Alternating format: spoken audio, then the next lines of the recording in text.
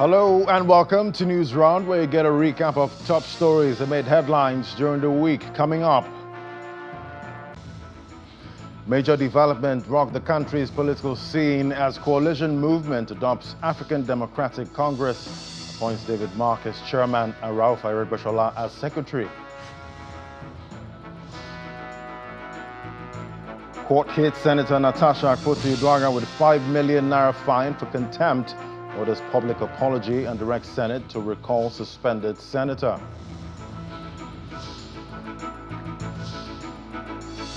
The House of Representatives calls for action over alleged murder of 13 Ebonyi indigents in Anambra State.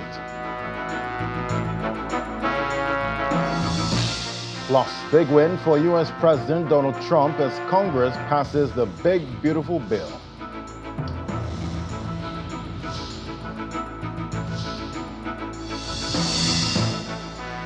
A news round begins with a significant development to the country's political scene as opposition members from different parties are aligning to unseat the ruling All Progressives Congress in the forthcoming 2027 election. On Wednesday, the African Democratic Congress, ADC, presented membership cards to former Senate President David Mark and former Governor of Washington State, Rauf Aregbesola, as both officially assume office as interim national chairman and secretary of the party. Former Vice President Atiku Abubakar, as well as the 2023 presidential candidate of the Labour Party, Mr. Peter Obi, arrived the venue of the conference by the African Democratic Congress, ADC, in Abuja.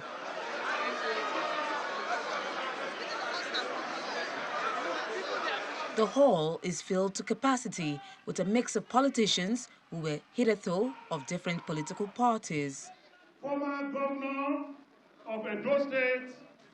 Proceedings were intermittently interrupted with cheering applause as members of the high table are introduced.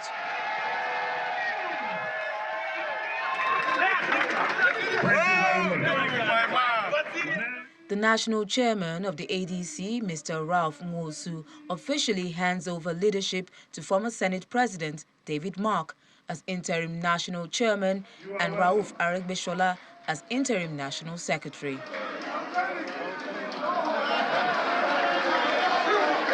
The former national chairman of the ADC explains the reasons for his decision to step aside. We are setting in motion a new way of leadership that is boldly visionary, deeply committed to improving the lives of our people and restoring our country. We don't have any doubt. We don't have any doubt that in the man, we all decided to resign so that he can pedal this pendulum and get us to the villa.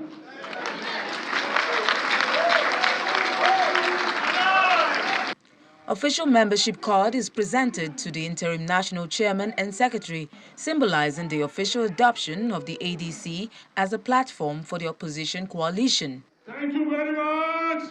This is the part of the coalition. Let it be known today across Nigeria and beyond, the opposition is united. The platform is ADC. The time is now. The mission is clear. Rescue Nigeria, rebuild Nigeria, return power to the people. The coalition aims to provide a strong unified opposition to the ruling All Progressives Congress and mobilize citizens to vote out the ruling party in 2027. We also had big news from the courts this week. Justice Binta Ayako of the Federal High Court, Abuja, directed the Senate to recall the lawmaker representing Kogi Central, Senator Natasha while delivering judgment in a suit filed by Senator Akpoti-Uduaghan challenging her suspension. Justice Ayako began with the contempt application filed by the Senate President, Senator Godswill Akpabio. The court also found Senator Akpoti-Uduaghan guilty of contempt over a satirical apology she posted on her Facebook page April the 27th. Justice Binta Nyako's courtroom at the Federal High Court Abuja is filled with interested parties and lawyers in the suit instituted by the lawmaker representing Kogi Central, Natasha Akpoti-Uduaghan, over her suspension by the Senate Committee on Ethics and Privileges. At the beginning of proceedings, Justice Binta Nyako first delivered judgment on civil contempt. The judge found the lawmaker guilty of violating an order of the court made on April 4th, restraining parties from commenting on the subject of the pending suit.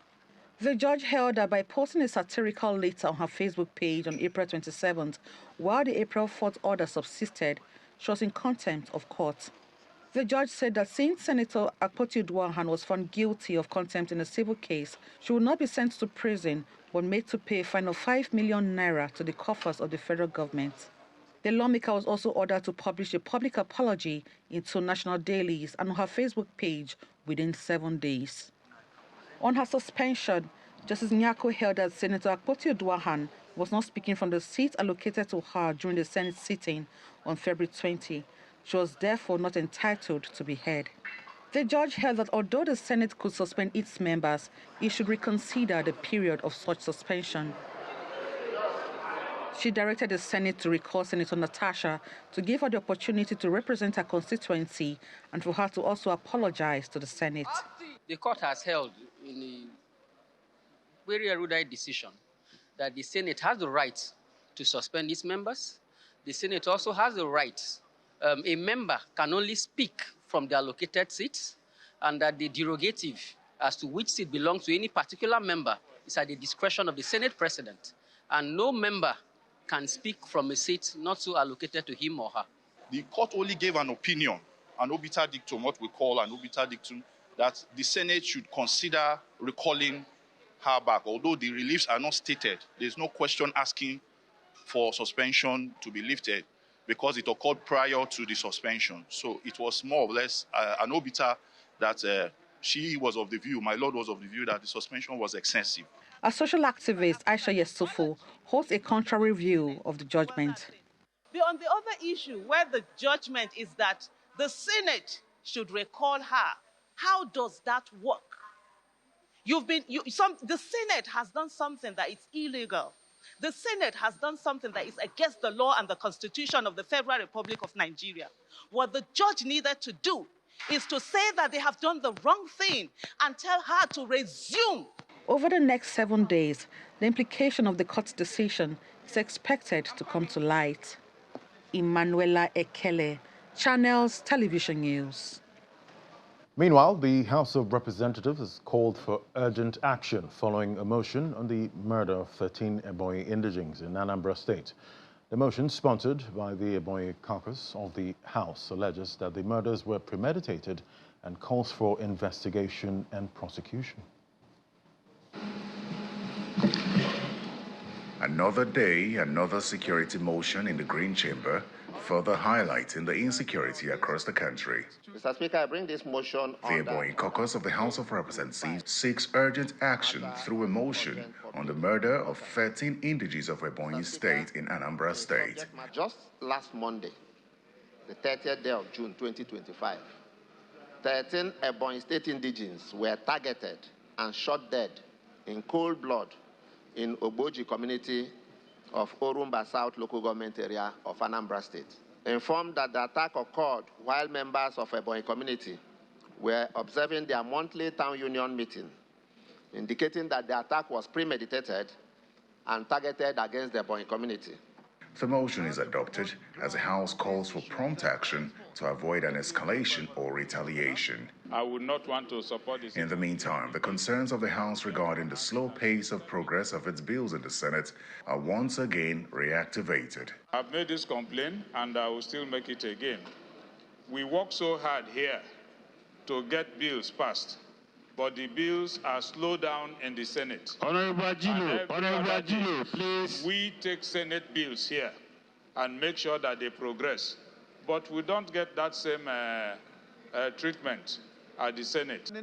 The Speaker appears dissatisfied with the situation, just as lawmakers insist on stepping down the Senate bill, which was scheduled for second reading. From what the clerk told me, we have 146 bills. that are with the Senate, and I, as a person, I have more than 10 bills. Some are there for more than 6 months. No attention. We don't know what is really happening. We should even now step down all their bills pending a proper resolution. It's better we make it verbatim that if they don't do our own, in the next sitting we are not going to do their own. Let there be tit for tat. Yes, let there be tit for tat. Mr. Speaker, if I'm given the opportunity to review my position, you know that I would not want to support the second reading of the bill. I would therefore ask that we step it down and then have a meeting with the leadership of the Senate to resolve this issue. Thank you, sir. Are we in agreement on this?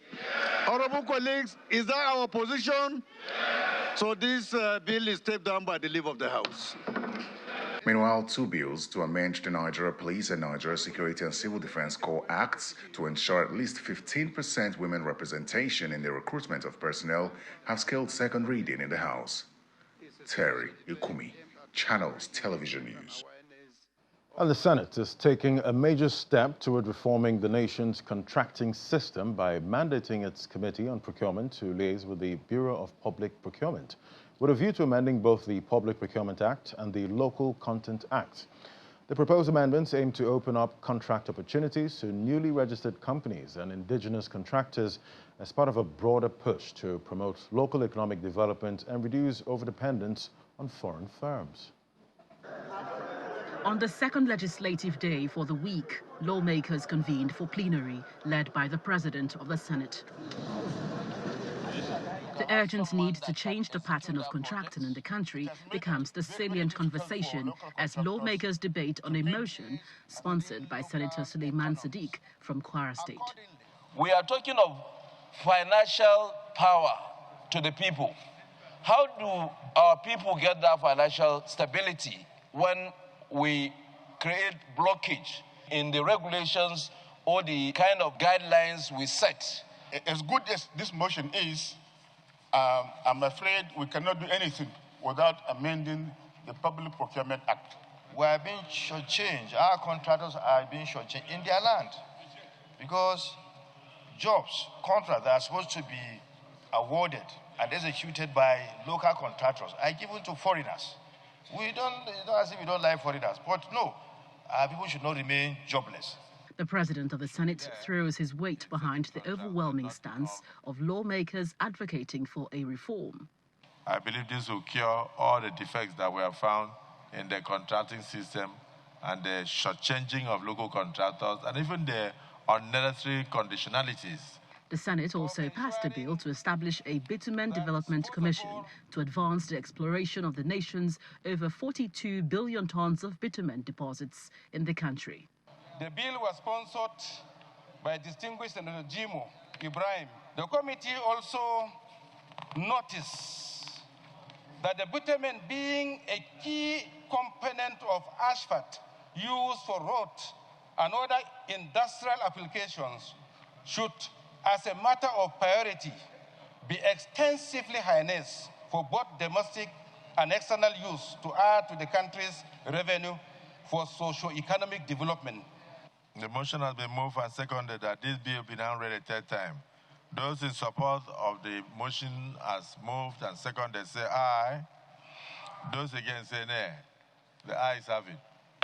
And the Senate has also passed the Raw Materials Research and Development Council Act Amendment Bill 2025 through third reading, aimed at strengthening the legal framework guiding the agency's operations and boosting local industrial growth as well as development in Nigeria's raw materials sector. From the National Assembly, Gloria Omezuke, Channels Television News. Now we see the future of our society hinges now on how we nurture our youth, and collaboration is key to this vital objective. And that was central message at the 4th annual public lecture celebration celebrating Pastor Mrs. Folu Adeboye's 77th birthday.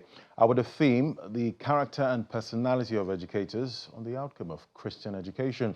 The event featured insightful lectures, various presentations, and the cutting of a special birthday cake in honor of Mrs. Adeboye. is the 4th annual birthday public lecture in honor of Pastor Mrs. Folu Adeboye, who turned 77. Guests arrived to grace the occasion, both from the public and private sector of the economy, including royal fathers. The occasion calls for praise and worship, and singer Nathaniel Bassi leads the way.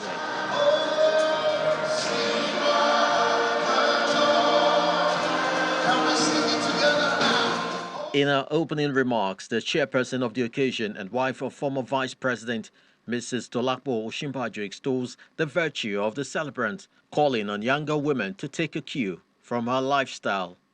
Mommy Gio, your heart is known and read by us according to scripture. Your words reveal your heart, because from the abundance of the heart, the mouth speaks. Mommy Gio, your heart, your words, in it we see Christ Jesus our Lord. The guest speaker explores the theme, character and personality of educators, on the outcome of Christian education. Christian educators, schools and governments must work collaboratively to ensure that education becomes a tool not only for prosperity, but for purpose, raising godly, competent, and compassionate leaders of the future. The celebrant, while appreciating everyone who made the event remarkable, urges students to wholeheartedly embrace learning. Whatever name you give to your teacher, as long as you listen to his instruction and your mothers and fathers in the house as educators for you, then it will be well with you. It will be well with you. It will be well with you. The occasion is capped by the cutting of the birthday cake.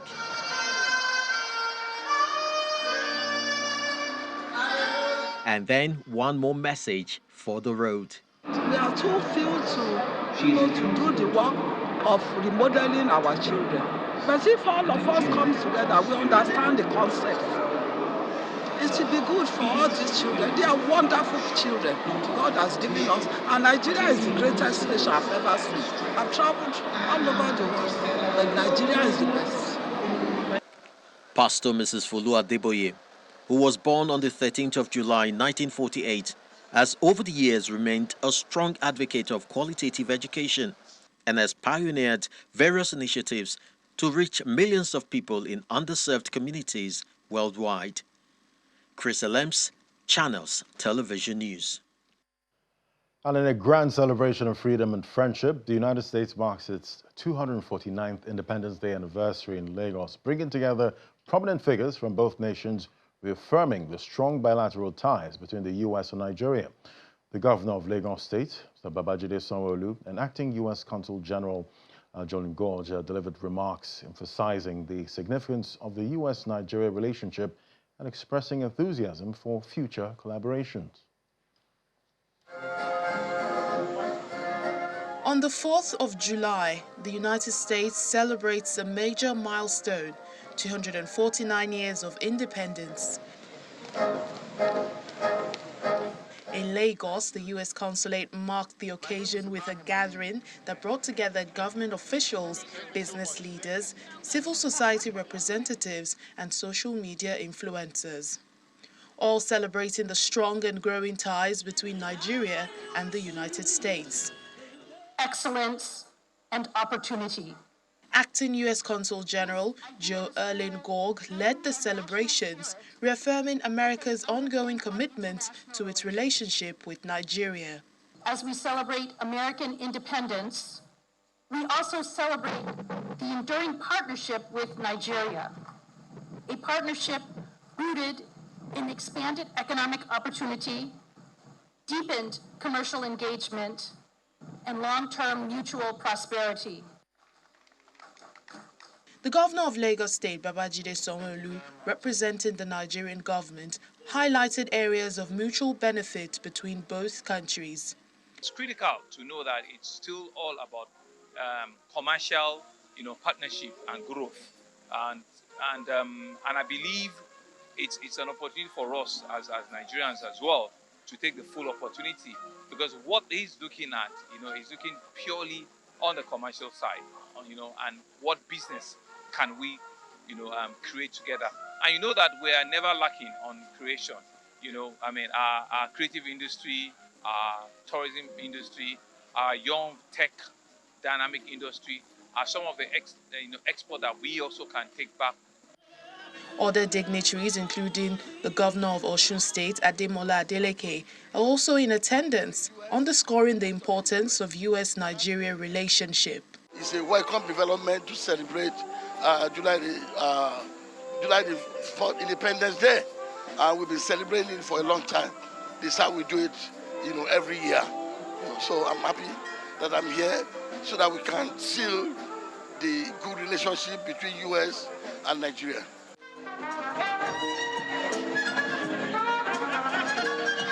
Guests were treated to an evening of music, food, and warm conversations. A relaxed, festive atmosphere that highlighted the cultural connection and shared values between both nations. As America celebrates 249 years of independence, tonight's event in Lagos serves as a reminder of the friendly ties between the United States and Nigeria, anchored in shared values, mutual respect, and a commitment to progress. From the U.S. Consul General residence in Lagos, Layo Olarinde, Channels Television News. A news round ends in the United States, where despite hours of delay by Democratic House Minority Leader Hakeem Jeffries, House Speaker Mike Johnson eventually signed Trump's One Big Beautiful Bill after declaring the chamber in a narrow 218-214 vote. Johnson and other Republican representatives celebrated the pose for pictures together. They actually posed after he signed the document. The legislation, opposed by all House Democrats and Republicans, Thomas Macy and Brian Fitzpatrick, passed following an intense overnight debate that stretched nearly 29 hours. This vote, the yeas are 218, the nays are 214. The motion is adopted. The president's big, beautiful bill passed the House on Thursday, despite the longest magic minute by a minority leader of the House in history. Press on for our seniors. Press on for our veterans. Press on for our unions. Press on for our farmers. Press on for our dreamers. Press on for working class Americans. Press on for the middle class. Press on for all who aspire to be part of the middle class. Press on for the poor. Press on for the sick. Press on for the afflicted. Press on for the least. Press on for the lost. Press on for the left behind. Press on for the rule of law. Press on for the American way of life. Press on for democracy. At the center of the big, beautiful bill is an extension of President Trump's 2017 Tax Cuts and Jobs Act, which was slated to sunset at the end of the year. The legislation would make most of the tax cuts permanent while increasing spending for border security, defense, and energy production. The bill is partially paid for by significant cuts to health care and nutrition programs like Medicaid and the Supplemental Nutrition Program, or SNAP. The Congressional Budget Office estimates the bill would add $3.4 trillion to federal deficits over the next 10 years and leave millions without health insurance. So we're signing at about 5 o'clock, and at about 5 o'clock we're going to have B-2s and F-22s and F-35s flying right over the White House.